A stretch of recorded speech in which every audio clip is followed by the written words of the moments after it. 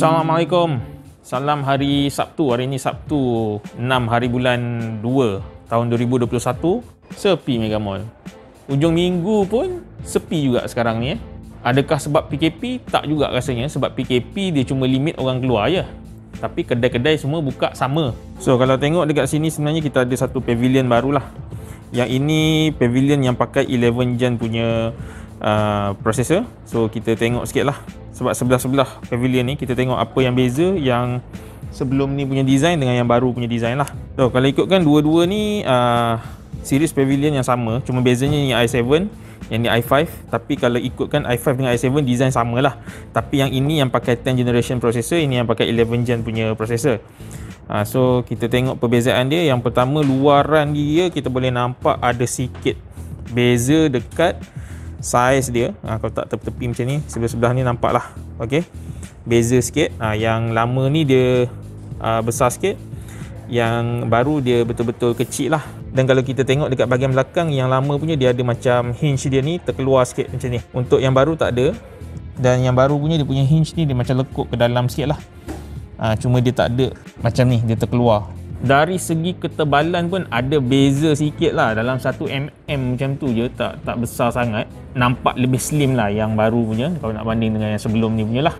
Jadi untuk port-port yang ada, untuk yang baru punya di sebelah sini dia ada power, lepas tu dia ada HDMI, dia ada USB Type-C dengan micro SD punya slot. Yang lama punya dia ada power input, LAN punya slot, HDMI Type-C dengan fingerprint punya sensor. So ni belah belakang dia, dua-dua pun ada tulis pavilion jugalah.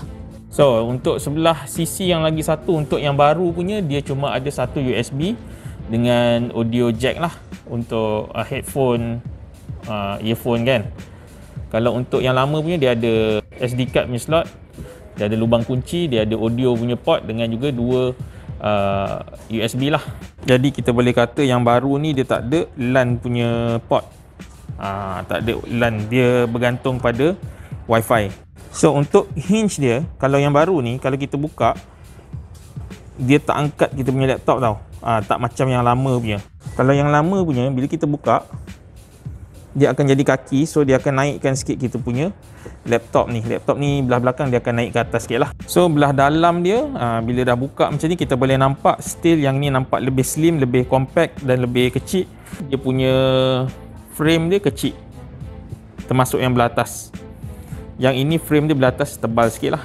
Tapi dua-dua screen ni pun 14 inci Full HD. Bezanya yang ni dia pakai glossy punya display, yang ni dia pakai anti glare punya display.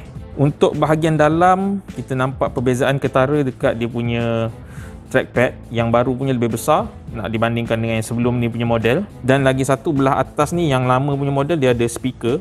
Yang baru punya dia tak ada speaker dekat atas sebab speaker dia duduk dekat bawah tepi belah sini, kiri kanan. Dari segi layout keyboard dia, kalau untuk yang lama ni standard lah 14 inci punya, dan dia ada power button kat atas ni. Yang baru punya dia punya power button duduk dekat dalam area keyboard dekat sini.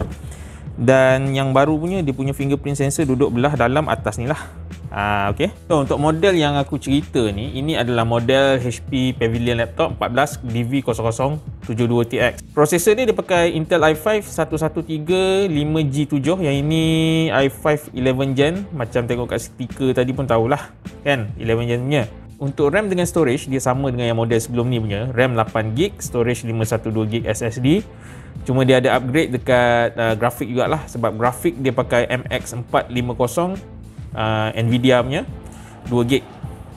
Operating system Windows 10 Home, 14 inci Full HD IPS punya panel dia punya display ni dan yang ini juga datang dengan Microsoft Office Home Student yang original punya. Jadi korang tak payah susah dah nak cari Microsoft Office, Word, PowerPoint, Excel. Jadi itu sedikit sebanyak tentang Pavilion baru lah. Okay, so rasanya tak ada apa dah kot kan, sebab Mega Mall hari ni pun sunyi dah. Pukul berapa dah ni, orang pun tak ada lagi. 3-5 minit jual ink je. So insyaAllah jumpa pula nanti. Bye bye.